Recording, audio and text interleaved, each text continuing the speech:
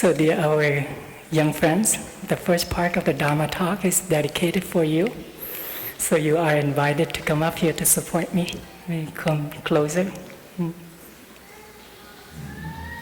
Just the children.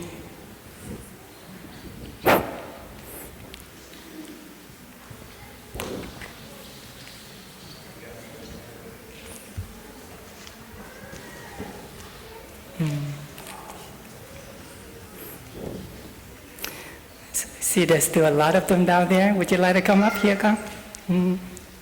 Don't be shy. Please come up here and support me.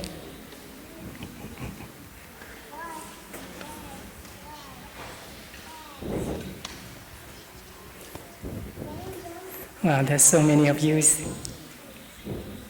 this year. And some of you that I see actually good, a little bit longer and taller, huh? Maybe a couple inches. Yeah?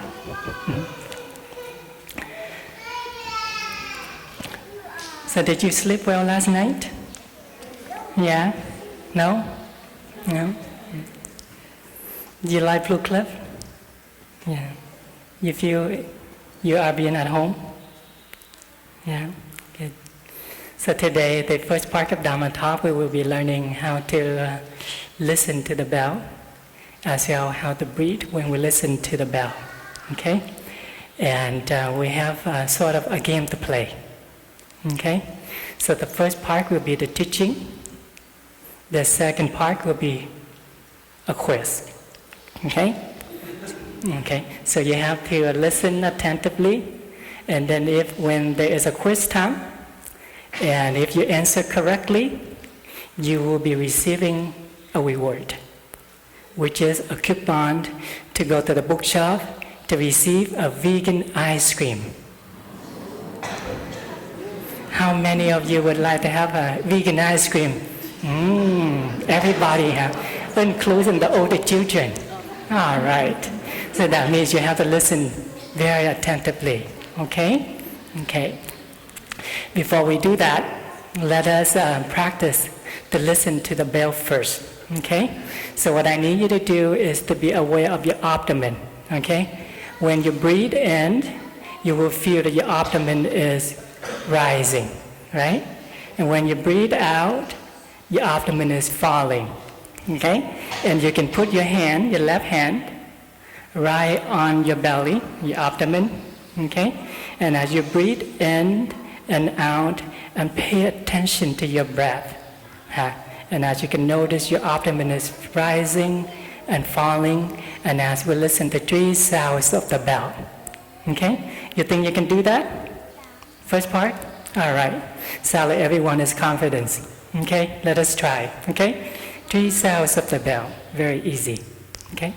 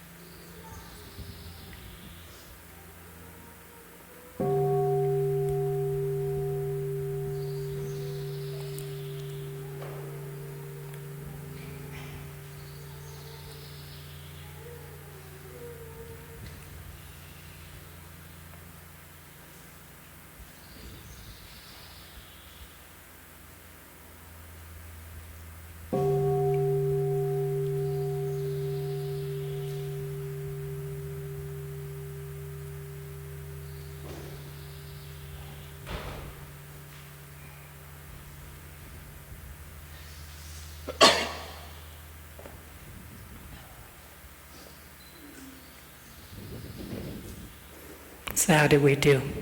Did you enjoy your breathing? Yeah? Okay. Did you count how many breaths that you took for the first bell?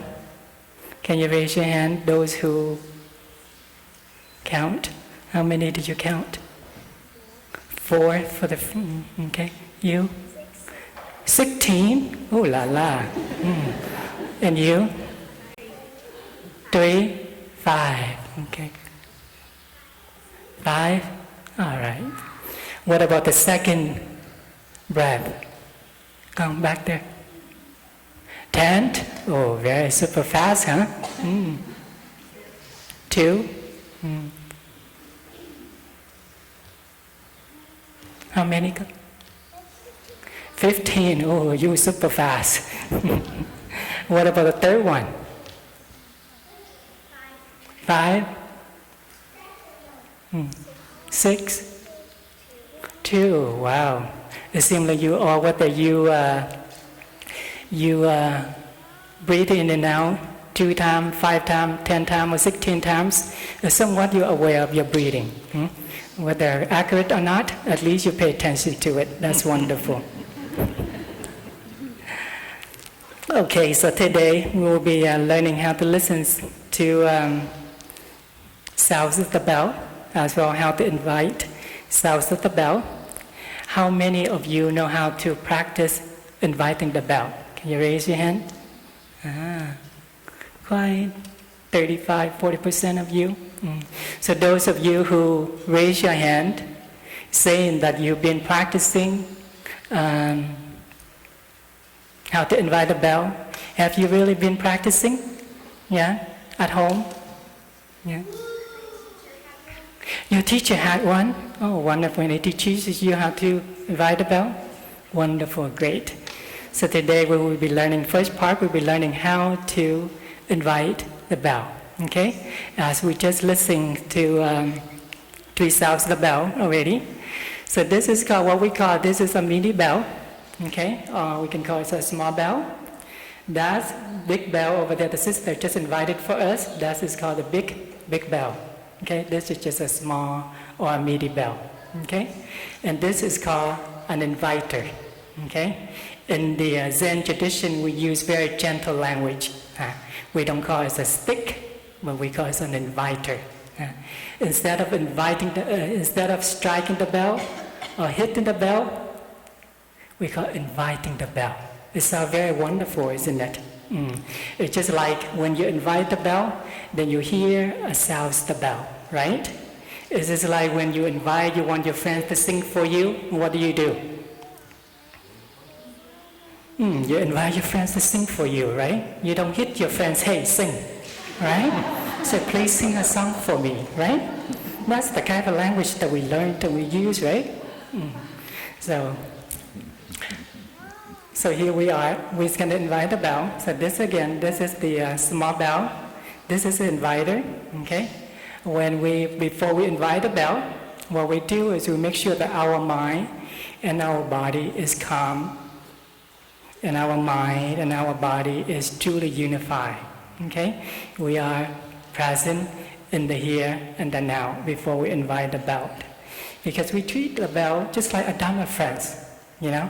When you invite a friend to sing for us, you make sure that you are fully aware there, so you can listen to your friends singing, right? So before we invite the bell, usually we have a gatha. We recite monks and nuns. That is how we do here at the Plum Monastery. We recite the gatha like this. Listen that this wonderful sounds of the bell brings me back to my true home. My true home is in the here and the now. Is when I'm truly present, then I can notice that my friends, my parents, my loved ones are around me. Okay? And before we do that, what we do is we tap the bell. This is what we call half sound. What it means is that before you invite it, you let people know, or your friends know, hey, I am going to invite one sound of the bell. So please come back to yourself. So you give them, you've been so very generous and you've been very kind. You give them 30 seconds or so that they can prepare themselves. Because otherwise, if you don't do that, when you invite it, people might be shocked when they hear the sound of the bell. Does that make sense? Okay, so we try it again. So this is called the half sound. Wonderful, good. And then once the half sound is invited, then we invite the full sound. Okay, so you can think of when you listen to the sounds of the bell, it's like the voice of the Buddha who's calling us, coming back, my child, coming back to your true home. So when you hear a sound of the bell invited, whether you are in the meditation hall, or you're running around the play hall, or you're at home or at school, when you hear the sound of the bell, you stop. You stop playing, you stop poking around, you stop your thoughts, but simply just return to yourself and just enjoy 3 full breaths in and out. Okay, so we try? Okay, so what I do is I'm going to invite one sound of the bell first, so we can practice, and then I will invite one of you to do a demonstration for us. Okay? All right. You ready? Okay. Are you calm enough? You relaxed enough? Yeah? Okay.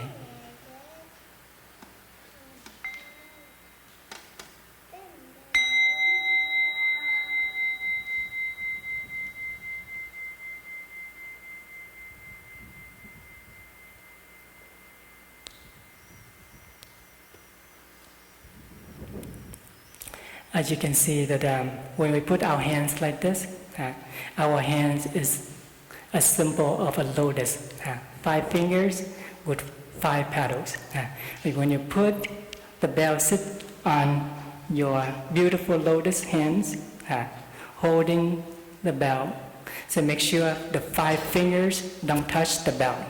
Because when the 5 fingers or any part of the finger touch the bell, it will interfere with the sound. Okay? If you want the sounds to be beautifully sound or clearly, then make sure nothing is interfere, and it has to be sitting beautifully on your palm. Okay? Okay, so who would like to try? Maybe 4 of you. Okay, maybe we can have a joy collective lotus. Okay, so maybe you can put your hands on my hands. Okay. Okay, and thảm. Okay. Just one hand. Okay. Okay. So, would you like to invite? Maybe you? Yeah, you invite the bell. Okay, you stride it up. If you do like, when you invite the bell, if you invite it down, then the sound will go down. If you invite it up like this, the sound will be much better and much clearer. Okay? Okay, so make sure you breathe first before you invite the bell. Okay, and before we do that, what do? We tap it first, right? Okay. Okay. Okay. Yeah, first tap it first, and then we invite it. You relax your hand. Wonderful. Want someone else want to try? Okay. All right.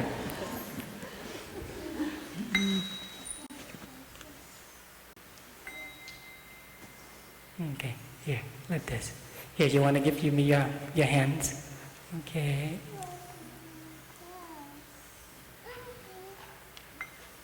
Yeah, relax your hand. Okay, wonderful, good. You will have plenty of opportunity to continue to practice how to invite the bell after this, okay?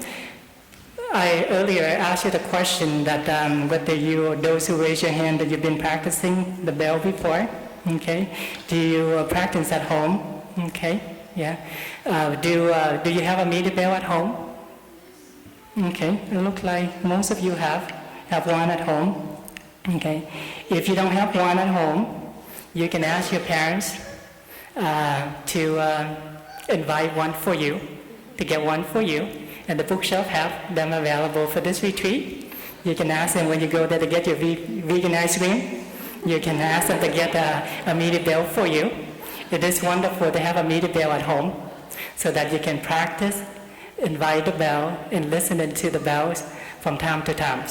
Okay? And it is recommended by our teacher that every home, especially since we are practitioners, and I see that most of you have been coming here for the last few years or so, you are practitioners, aren't you?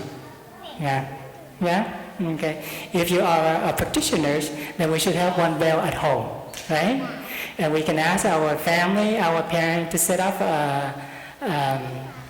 a breathing room for us, so that where we can enjoy, come to sit anytime whenever we like, and we can listen to sounds the bell.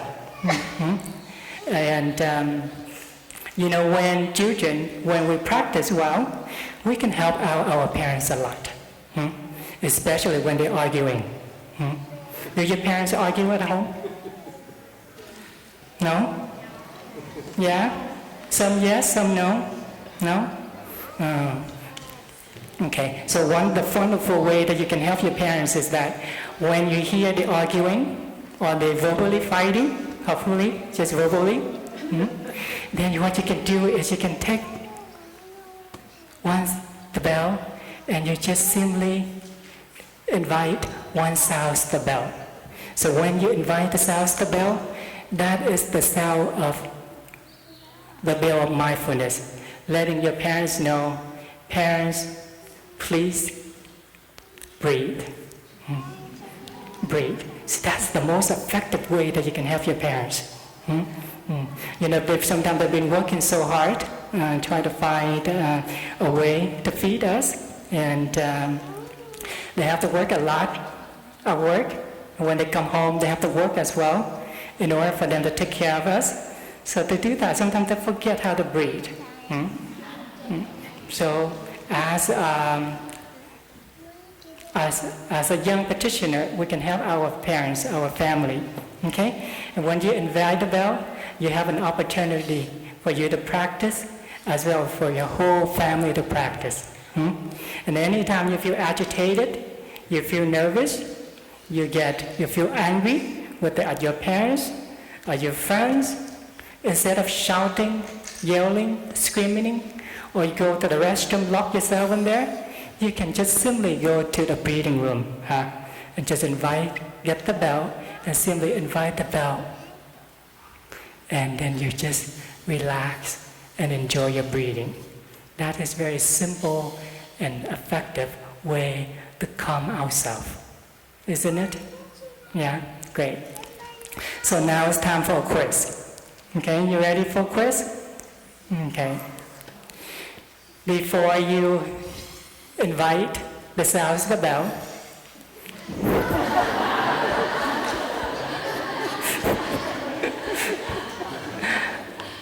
what did you do to prepare yourself? Not quite there yet. Okay.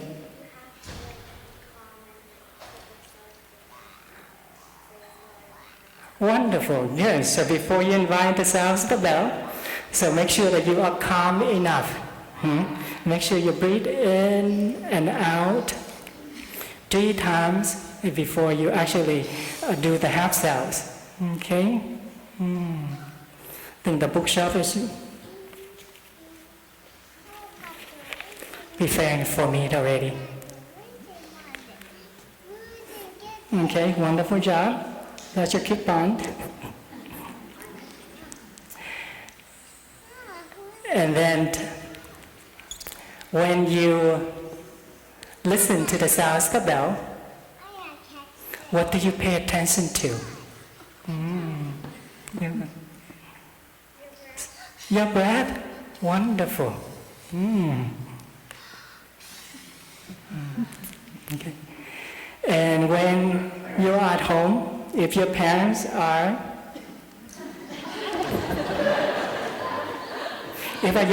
what? Arguing. So you even know before I say it. You are such an attentive audience.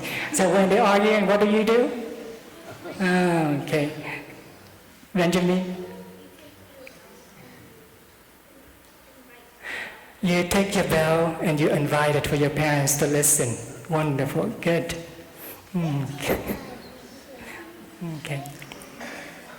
So maybe one more. Okay.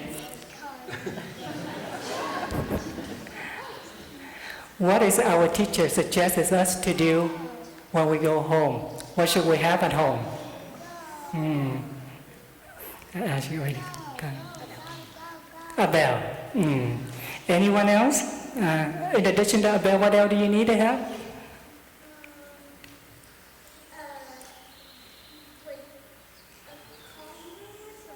A calm room, that's right. It's a breathing room.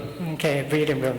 And again, it depends on the situation, the conditions that's allowed. And sometimes that if we don't have an extra space to create a breathing room, we can always make a space. We can use our living room, whatever the space, and make sure that we have a little table where we can put the bell on, and then we just have a vase of flowers, so it helps us to, every time we go and we sit there, it helps us to stay fresh. Okay? So wonderful job. Here's one for you, Plum. And who, okay. Okay, so for the rest of you, so please continue to come to practice with your facilitator, Sister Freshness, and she will continue to pass it out to you. I hope that the bookshop have enough ice cream to pass it out to everyone.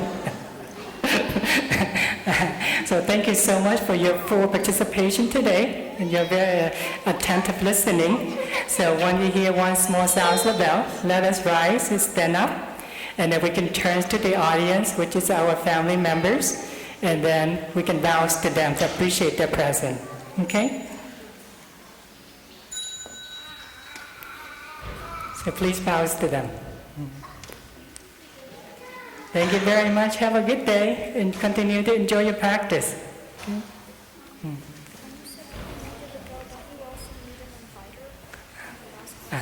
Okay. Thank you.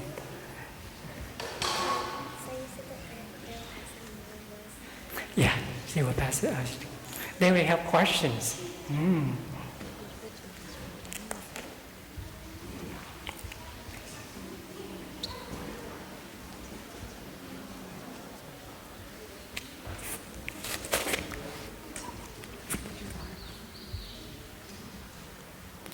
love that.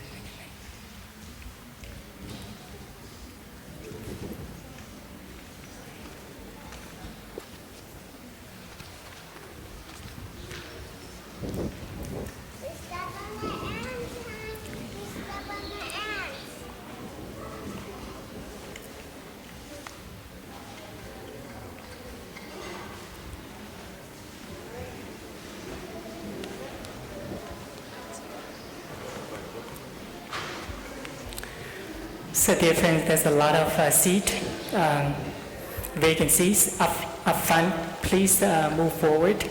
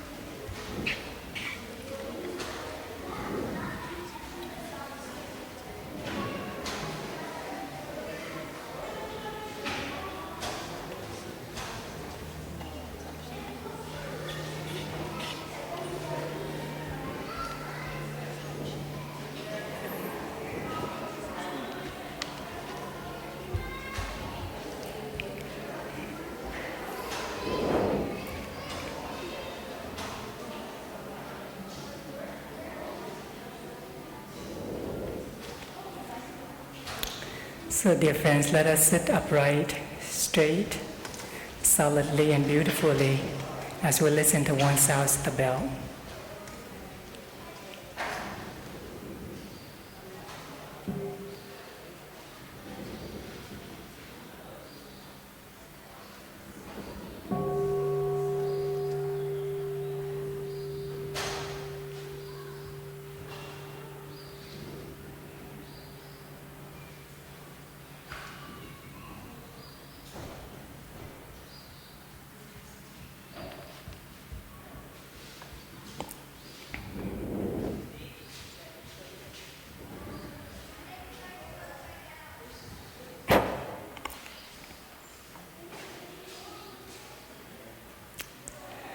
Dear respected Thai, dear Sangha, today is July 2nd in the year 2017.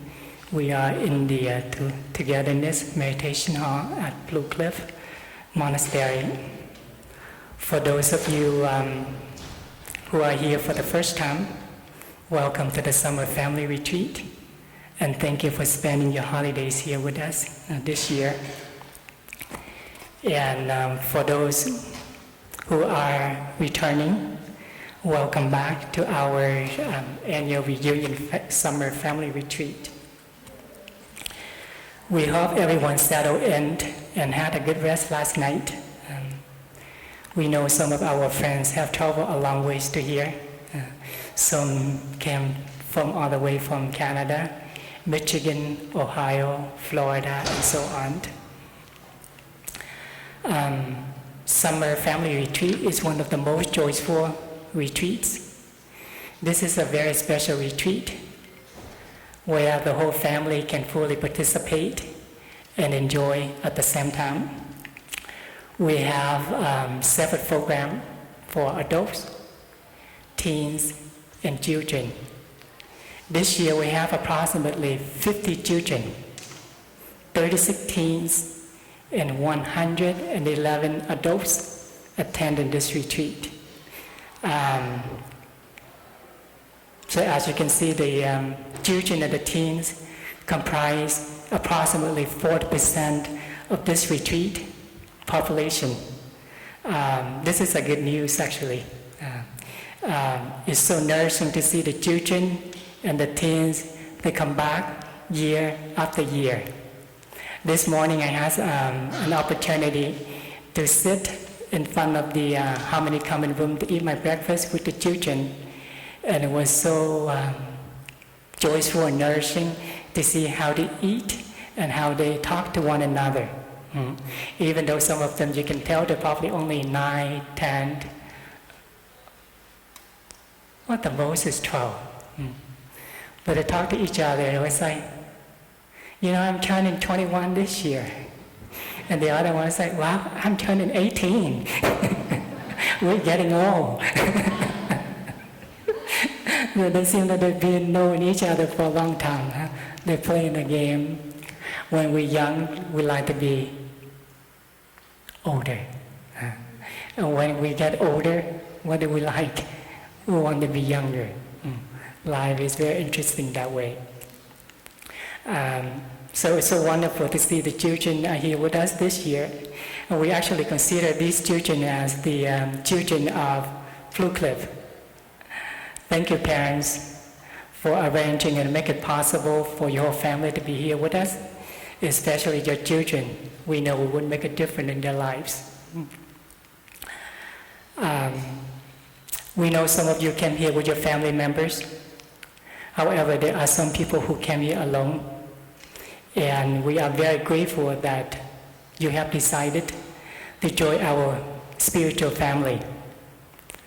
Whether you are married or you are single, figure out where to go, what to do, what to see for your summer vacation with your family or with yourself. It can be very challenging. We may have conflicts of schedule with many different projects and responsibilities. And we're looking forward to having a vacation in order to stop, relax, and enjoy. And we are very happy that you decided to spend your holidays just summer here with us, so the monks and nuns can take care of you, take care of your children, and so on. So please just relax and enjoy the next few days while you are here. Dear friends, we live in a time when everyone is so caught up in the preoccupations of everyday life, and we do not have enough time to live in suchness with mindfulness. Nowadays, stress is a huge factor in our society. Everyone feels stress from time to time. Anything that puts high demand on us can be very stressful. This included positive events such as getting married, buying a house, going to college, receiving a promotion, or even kids are out of school.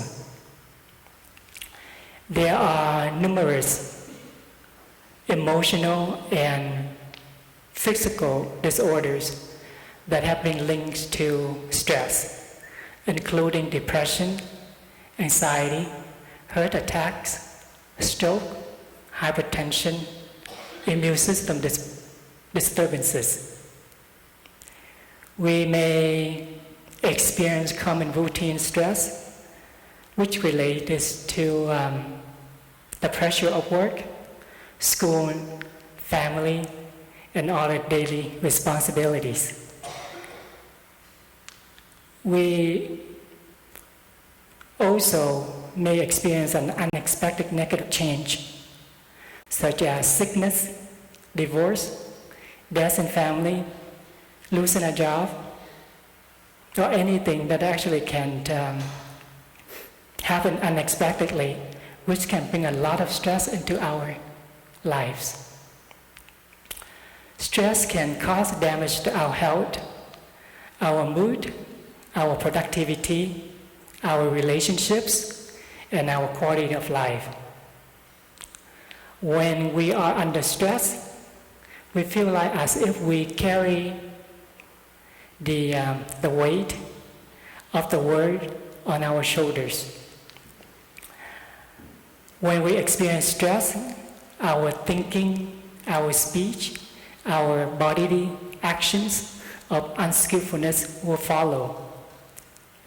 Sometimes our thinking, body action, and speech may become violent because they were imposed by stress, anger, worry, or fear. So if we don't know how to calm and embrace our feelings when we are sad, angry, or afraid, we are more likely to become stressed and agitated. As a result, our action may break or damage the relationship with our loved ones in our community, in our family, or at the workplace.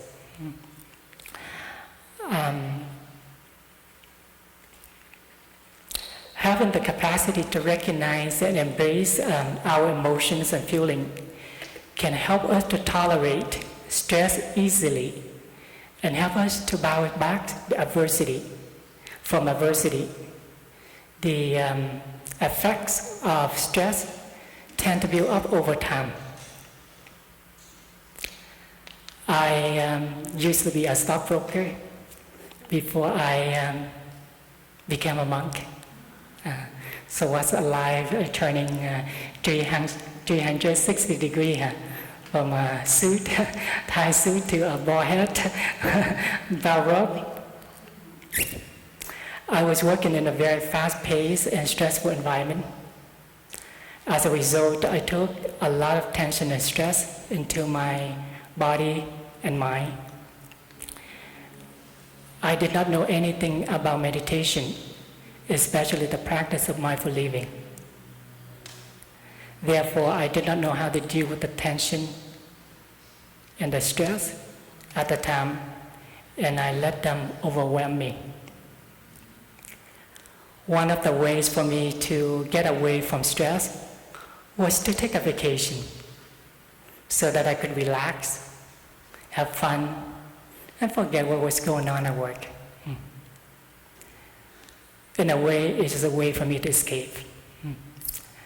While I was on vacation, I enjoyed it a lot, but I noticed every time coming back from a vacation, I became even more tired. It was very clear that I did not know how to relax.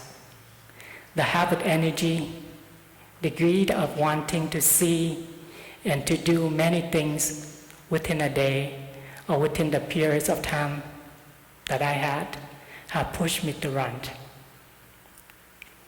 I thought I was going to Cancun to relax, but I became even more exhausted at the end. One of the things that I wasn't so fond about when I came back from a vacation was to face the reality again, the stress, the loneliness. I think every one of us respond differently to our emotions and feelings, such as stress, anxiety, fear, anger, or agitation. While some of us like to take a vacation to relax, some prefer to attend a retreat, some like to go shopping, others tend to get lost in consumption, whether through edible food or sense of impression food. Whatever our responses are, most often we're not aware of the real habits behind, which motivate or push us to do the things that we do. The tendency to run away from suffering is there in each one of us. We think that seeking pleasure, we will avoid suffering. Matter of fact, we know it doesn't work. It stunts our growth and our happiness. And as we have learned from our teacher, that happiness isn't possible without understanding, compassion, and love. And love is not possible if we don't understand our own suffering and other person's suffering. So from this point of view, having a healthy mind and body is not about the absence of disease or symptoms. It is a state of optimal being, well-being, vitality, and wholeness. We are healthy when we know how to stop, how to rest, and how to take a better care of ourselves in terms of taking good care of our body and our mind. Matter of fact, resting is the first part of the Buddha's meditation. Our mind, as well as our body, needs to rest. The problem is not that many of us know how to allow our body and mind to rest. We are always struggling. Struggling has become a kind of habit. We cannot resist being active, struggling all the time. So it is very important to realize that we have the habit energy of struggling. We have to be able to recognize a habit when it manifests itself. Because if we know how to recognize our habit, it will lose its energy and will not be able to push us anymore. So dear friends, today the topic for the talk is at home where we are. The sharing today will contain the basic practices which help us learn how to stop, relax, and be at home wherever we are, so that we can cope with physical pain, stress, anxiety, fear, anger, agitation, etc. And from here, I look down, I see there's a lot of familiar faces in the audience, some of which are long-term practitioners, so we can consider this is a review if we already know the teaching or the practice.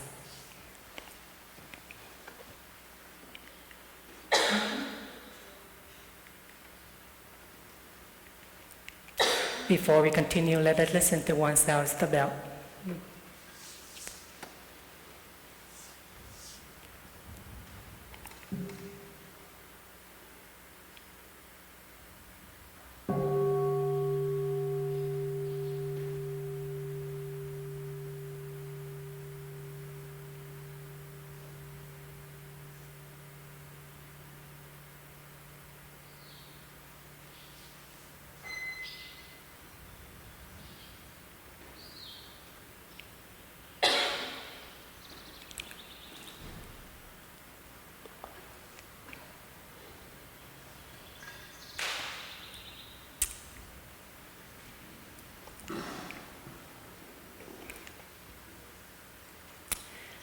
So dear friends, I have a few practices that I would like to share with you today.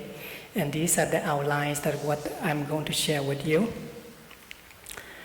First, to be at home, wherever we are, first we need to know what home really is versus true home. And the practice is dwelling in the present moment, stopping thoughts, enjoy a moment of doing nothing. For me, this practice is very important. Regain our sovereignty. And last but not least, go home and take care of ourselves. And each one of these practices will be corresponding with the teaching of the 16 exercises of the mindful breathing and how we can apply those mindful breathing exercises in our daily life, especially these practices. First, let us define what home means to us. According to Bruce Busio, a writer from Parenting for Singles, your home is wherever or whatever place you long to be, a place where there is no judgment, only solace. This really encompasses home at the place you love most, whether it's with one embrace in your current domain or in your collective memory. Whereas, on the other hand, a college student from India named Banu Pratap Chauhan defines home as follows. Your home is the place where you spend your most of the time, where your desires to be. At the end of the day, you open the door, you feel the warmth and safety of the walls surrounding you, comfort and fellow feeling between you and your home and your family. This is, in a way, your condensed word. No matter where you go, to the moon or to the most beautiful place in the world, home will be the place where you ultimately want to be because you share a common bond. It's a very beautiful definition of what home means. But according to our spiritual practice perspective, home is much more than a physical location. In our tradition, we often refer home as true home. In Plum Village, our teacher defines, our true home is in the here and the now. It is not limited by time, space, nationality, or race. Our true home is not an abstract idea. It is something we can touch and live in every moment. With mindfulness and concentration, the energies of the Buddha, we can find our true home in the full relaxation of our mind and body in the present moment. One of my favorite things when we're talking about home, there is a saying, home sweet home. No matter where you go, whether how long, a few days, a few weeks, or a few months, at the end, you just want to come home. Home sweet home. Another saying that home is where the heart is. It's so wonderful, isn't it? When we were young, we had attempted to run away from home due to some conflicts or problems in our family. As we get older, we continue to run away from our true home. That seed, that habit of energy of running is there in each one of us. So first is we need to learn how to dwell in the present moment. In our tradition, meditation means mindfulness. These two words are interchangeable. So while you're here at the Blue Cliff, you're probably going to hear, sometimes we say mindfulness, sometimes we say meditation. Both of them mean the same thing. And the word mindfulness in Sanskrit, smriti, it means to remember. In Chinese, as you can see, this word of mindfulness, it has two characters. The upper part is mean now, the present moment. The bottom part is the heart or the mind. So in Chinese, there is a wisdom in the word mindfulness. It means bring the mind back to the now. Very simple, very straightforward. So when we put the two characters together, it means to bring the mind back to the present moment. So mindfulness is simply remembering to come back to the present moment, not forgetting who we are, what we are doing, or whom we are with. It helps us to be aware of what is going on inside of us as well as outside of us. When we say to be mindful, it means to be mindful of something, right? You cannot just say mindful. You got to be mindful of something. There's an object that something can be an object of our attention. And our attention may be appropriate, as when we dwell fully in the present moment, or inappropriate, as when we are attentive to something that takes us away from the present moment. For example, when you are driving, your body or our body may be in the car, but our minds may be somewhere else while we're driving. And when we're driving like that, it can be very dangerous. It may lead to an accident or may cause an accident. So the practice is to bring our mind back to our body. When our body and our mind are unified, the driving can be very pleasant.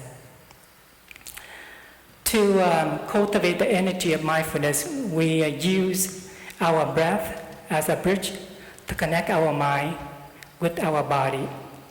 The discourse on the full awareness of breathing, the first exercise is to be aware of in-breath and out-breath. It means breathing in, I know I'm breathing in. Breathing out, I know I'm breathing out. In this teaching, we consider our breath as part of our body. Our breathing is a physical formation. It is the door to which we go home to ourselves. The object of our mindfulness is our in-breath and our out-breath, nothing else. If we do this, all our thinking will stop. So if we can fully draw our appropriate attention to our in-breath and our out-breath, we can truly arrive in the here and the now. The next practice is about how to the stopping thoughts. In Buddhist meditation, the Buddhist meditation has two aspects, like a coin with two sides, samatha and vipassana. Samatha means stopping, and vipassana means looking deeply. Looking deeply can bring us insight and liberate us from suffering and afflictions, but stopping is very fundamental. If we cannot stop, we cannot have insight. So the practice is we have to learn the art of stopping our thinking, our habit energies, our forgetfulness. When we experience an emotion like stress, fear, or anger, we have no peace. We may become agitated and lost. So the question is, how can we stop this state of mind? Yesterday we had a wonderful orientation about what we learned how to stop by practicing mindful breathing, mindful walking, mindful smiling, and looking deeply in order for us to understand. This brings us to the second exercise of the mindful breathing, is to follow our in-breath and our out-breath.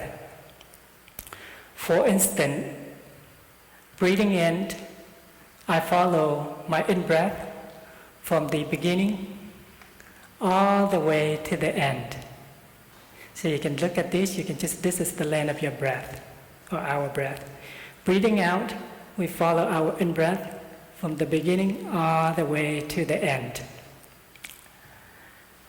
If we focus our attention fully on our in-breath and out-breath, we can naturally stop our thoughts. After 1 or 2 minutes of practice, the quality of our in-breath and out-breath will improve. Our breath will become deeper, slower, and more harmonious and peaceful. Whether we are lying down, sitting, or walking, by practicing mindful breathing, we bring the elements of harmonies and peace into our body. So according to this practice, suppose that we are standing in line, waiting to copy something at work, or waiting in line to get food while you're here, or waiting to talk to a colleague, or maybe you are out at lunch waiting to get tea or coffee. We can still practice mindful breathing by following our in-breath and out-breath from beginning to the end, while we enjoy ourselves and the presence of the people around us. And as you can see, meditation can be very informal. Let us listen to oneself the bell before we go to the next point.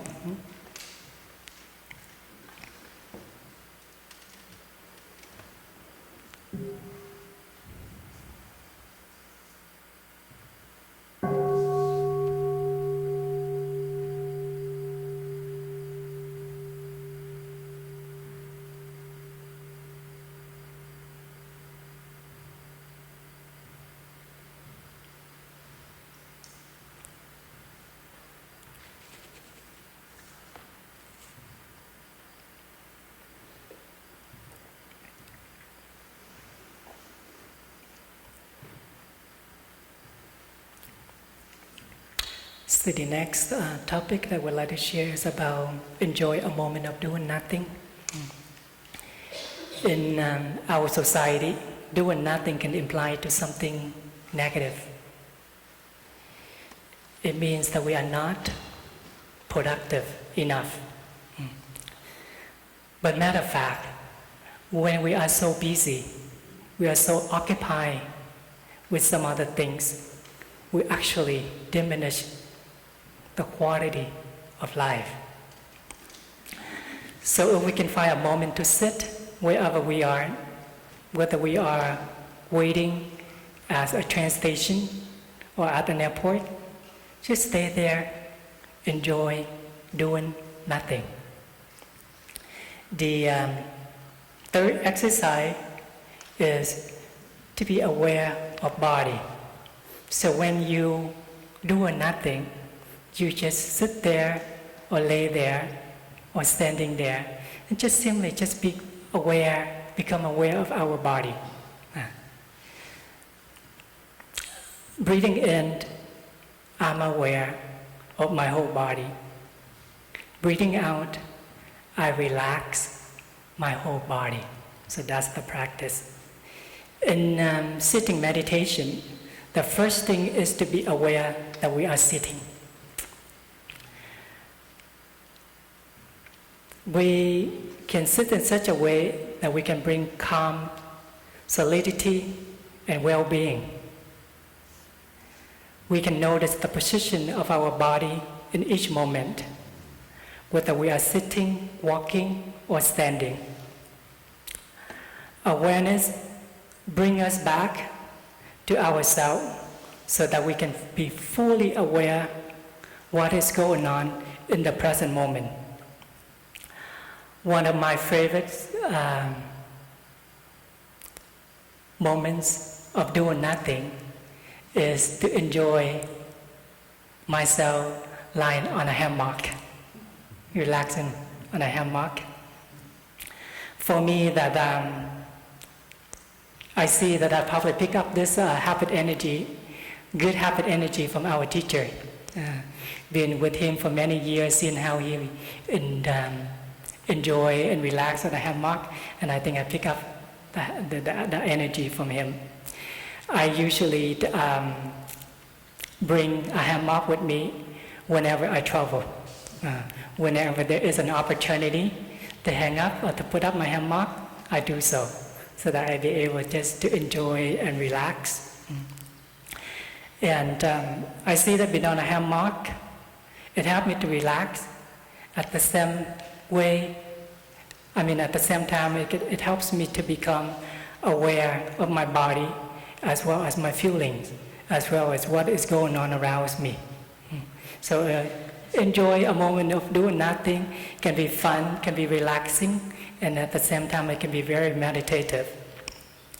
We actually have shared this hammock meditation with our young friends from the last wake-up retreat that we had, and it seemed like they enjoy the hammock meditation.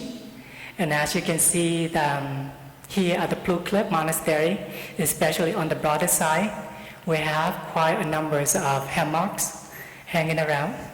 You are more than welcome to try them. You are here for the whole week, so whenever you feel like to relax, to enjoy, feel free to use one of them, okay? If you don't have one for yourself.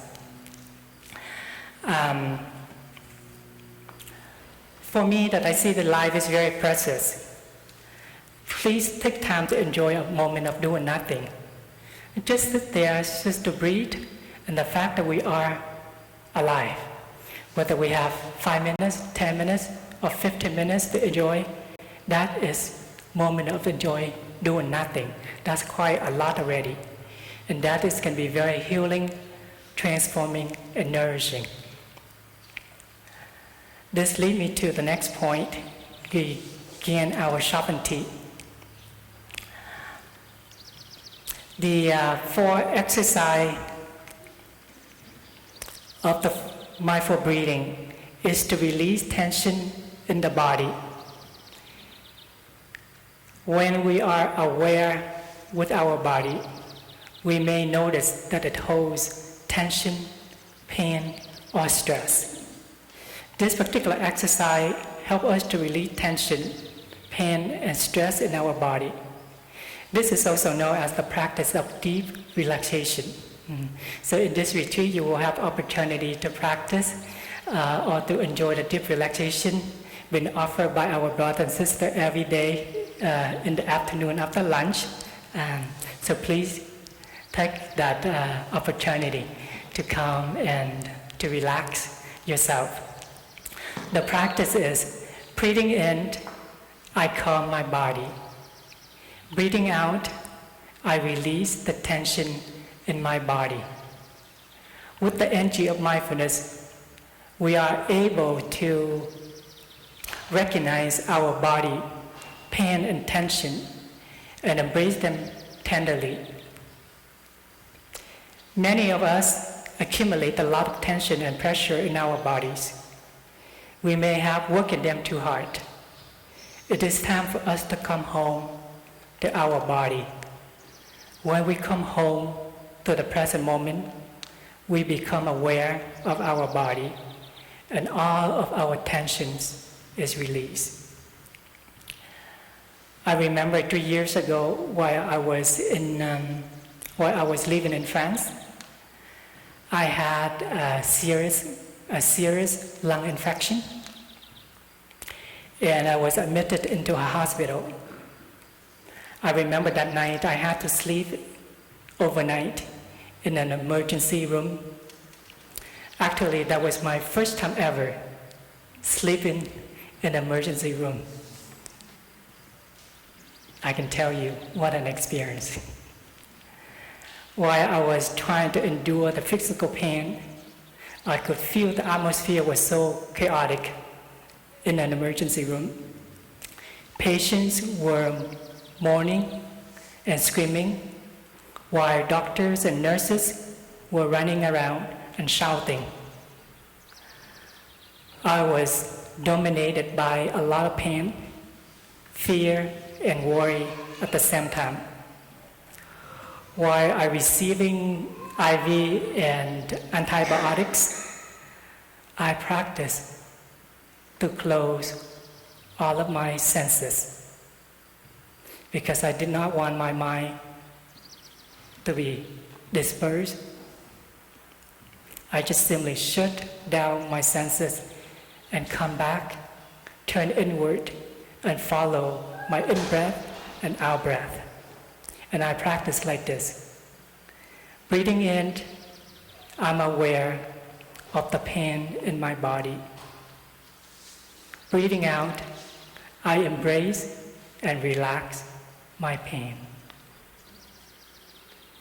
And practicing for a while, I noticed my breaths were extremely short with a lot of air bubbles, meaning I had a lot of water in my lungs. I have been practicing the mindful breathing for some time, but that was actually the first time ever that I could actually realize how short a breath can be. Because I had so much water in my lung. They took out 3 liters of water afterward. So without interfering the natural rhythm of the breath, I just recognize the pain as it is. And as I follow my in-breath and out-breath, I became concentrated with my breaths. The physical pain and the emotions were slowly subsided. As a result, I felt much relaxed and at home that night in the hospital. I had begun my sovereignty, and I see that when we have our sovereignty, we feel more solid and free. And I see that when we are in a situation like this, we truly know how important and beneficial to practice the mindful breathing. In our daily life, when there is nothing happening, we might think, follow in breath, out breath, And sometimes you're doing it for a while, you might get bored. But when you get into a situation, a serious situation, a mindful breath can save your life. So, of course, we have to start practicing it right now. We don't have to wait until the last minutes in order for us to practice. It may be too late by then. And I think that everyone can practice, pay attention to their breath and being aware of their body. We don't need to be a Buddhist to practice this. We can sit in whatever position that we feel comfortable and practice releasing tension and tightness in our body anywhere and anytime. For instance, it may be a challenge for some of us to be aware of our body when we are sitting in front of a computer, especially when we're working for so long. In our monastery, some of us install a mindfulness bell app on our computers. We set up for the bell to sound every 30 minutes or so. So when we hear the sound of the bell, we stop working, we breathe mindfully, we relax our body for a couple of minutes or so before we resume in the work. The last point that I would like to share with you that how you can be at home is to go home and take care of ourselves. Go home. Home here again is the present moment. To go home, go back to the present moment and take care of ourselves. What is it that we have to take care? The suffering, the affliction, the tension, the pain in our body. This is what we're talking about. In our daily life, we often experience emotions such as anger, jealousy, anxiety, hatred, despair, and many, many other things. We don't know how to recognize and embrace these emotions, and we let them overwhelm us, like I did. The next exercise that I would like to share with you is how to recognize painful feeling. And this is the 7th exercise of the mindful breathing. Breathing in, I'm aware of a painful feeling in me. Breathing out, I'm aware of a painful feeling in me. And this leads to the 8th exercise, is to relieve a painful feeling. Breathing in, I'm aware of my anger. Breathing out, I calm my anger. When we don't know how to practice, we can easily let the painful feelings overwhelm us. And we try to cover up with consumption. These 2 exercises help us to get in touch with our painful feelings in order for us to take care of them effectively. So you can see there are 2 different things. There is a painful feelings. There is the energy of mindfulness. So when there is an energy of mindfulness, it helps to embrace the pain. Okay? The 2 things happen simultaneously. I have a very interesting story that I would like to share with you. It's about a dream that I had recently. In my dream that I saw, I was going somewhere with my mother and my siblings. I'm not sure where we were going, but somehow that we ended up in a shopping village. As we were walking on the street in the village, we saw a shop that's selling beautiful mannequins. And my mother wanted to buy one. So I tried to talk her out, because usually mannequins is for the shopping decoration, is not for home decoration. And I do not want to have a mannequin sitting at home and walking around every day to see that statue in my home. So I tried to talk her out, but it didn't work. She really wanted to get one. And at that moment, I noticed that my anger energy was arising in me. And it was arising very strongly. And I love my mother very much. And I did not want to pass that energies to her or affect her in any way. So I decided to take a walk, to go outside to take a mindful walk for some time before I come back, when I feel calm enough to come back. So I took off, I went outside, I practiced walking meditation for a few minutes or so, and I feel calm, I feel relaxed. But the next thing I know, I was led into this tall high-rise building. And somehow while I was in there, I was led up to a higher floor to enjoy a cooking show. Dreams sometimes can be very weird. It happened from one scene to another scene, and I don't know how I ended up in that cooking show, sitting in and waiting. One thing that I could think of is maybe in my daily life I enjoy cooking, so maybe this is how it manifests in my dream.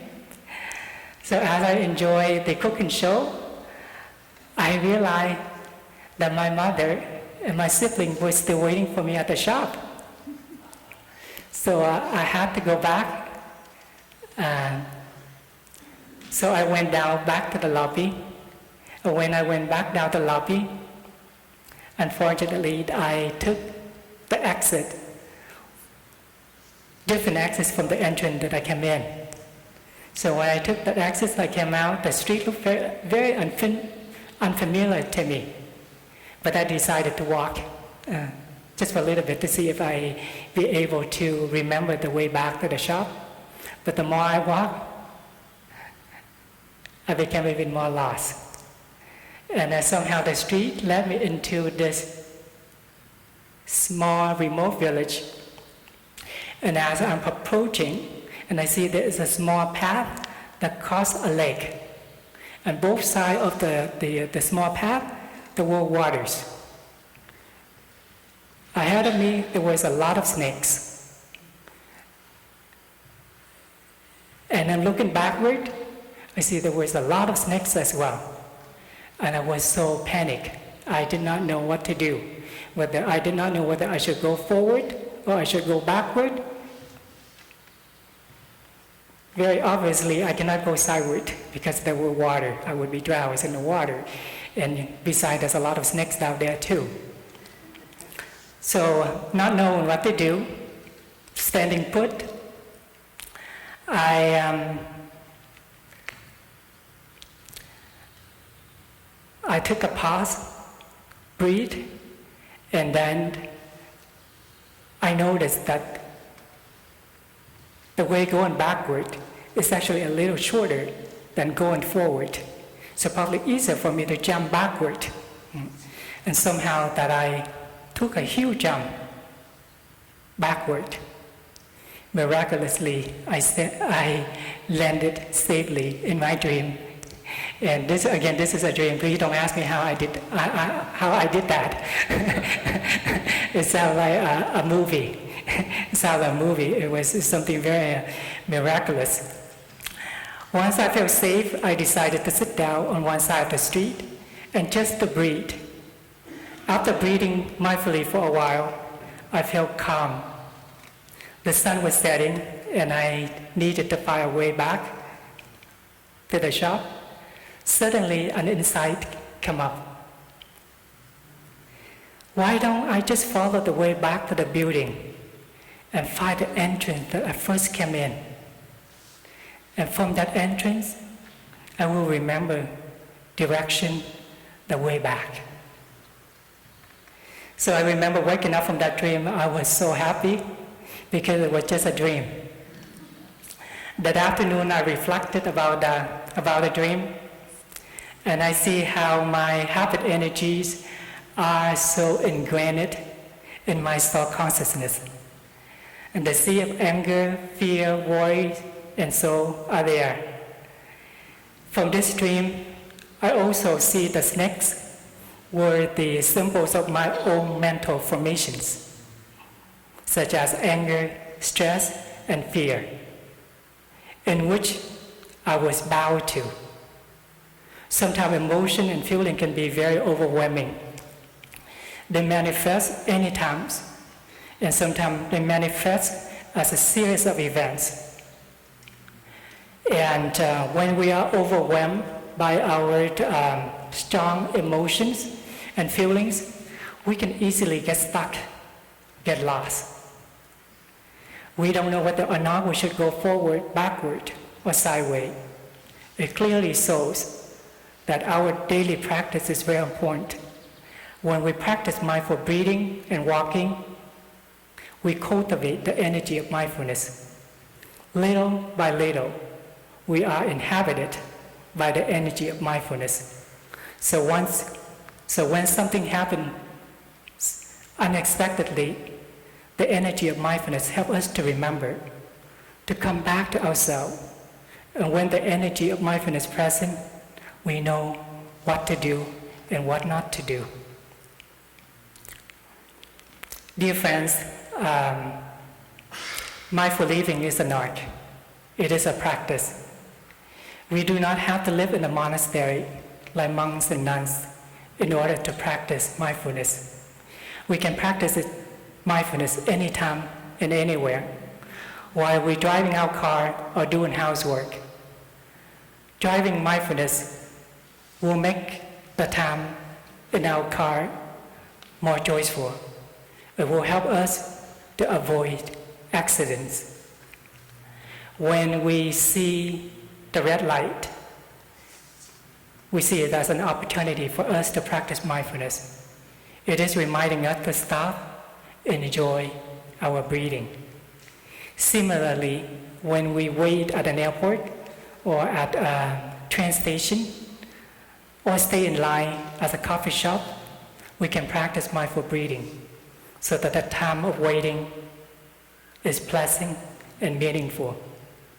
We don't have to feel that we have to rush. If we are hurried, we waste the time of being. The time we are doing our everyday tasks is very precious. When we practice mindful breathing, we can minimize or eliminate unnecessary stress. And as we practice mindfulness, we see that each one of us, we have a torch of mindfulness inside of us. And that torch of mindfulness, which we can light up any time. The oil of that torch is our mindful breathing, our mindful steps, and our peaceful smile. Home is where we all long to be. We have to light up that torch of mindfulness so that we can see the way home. When we are at home where we are, we feel comfortable and at ease. Let us go back and take care of ourselves. Our bodies need us. Our feelings need us, as well as our suffering. Let us go home and be there for them and recognize them, acknowledge them. Once we are at home, we are free. Free from stress, from fear, from worry, from anger or despair. Dear friends, due to the limited time that we have today, I can only go over the 6 exercises of the mindful breathing. The other exercises will be covered by Sister Hwang Im on Sunday. What is being shared with you today are Thay's teachings. I only doing the work relating and reviewing them with you. For your information, Thay is currently resting and recovering in our Plum Village Thai Practice Center in Thailand, and he's currently doing very well over there. He is enjoying himself with his spiritual children. There are more than 200 of us are there with him, and not also being there hanging out with his children, but he also receiving treatment at a hospital in Bangkok. So he commuting back and forth once or twice a month. But he spent most of his time at the Thai Practice Center. His mind is getting more sharp every day. However, his physical recovery is still limited, given the fact that he is 91 years old now. So we are very grateful for the fact that he is still physically here with us. So, dear brothers, dear sisters, and dear friends, heaven says that let us join our palms and recite the closing verse together so that we can transfer the merit to Thai and all beings. So those of us who don't remember the text for the closing verse, you can follow along with us on the screen.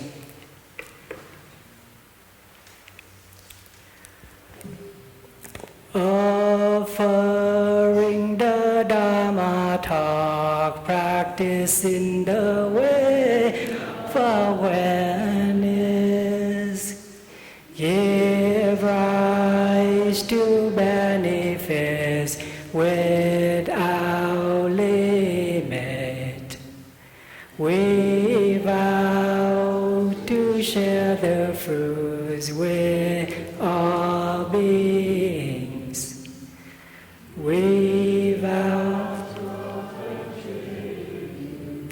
to parents, teachers, friends, and numerous beings who give guiding and support along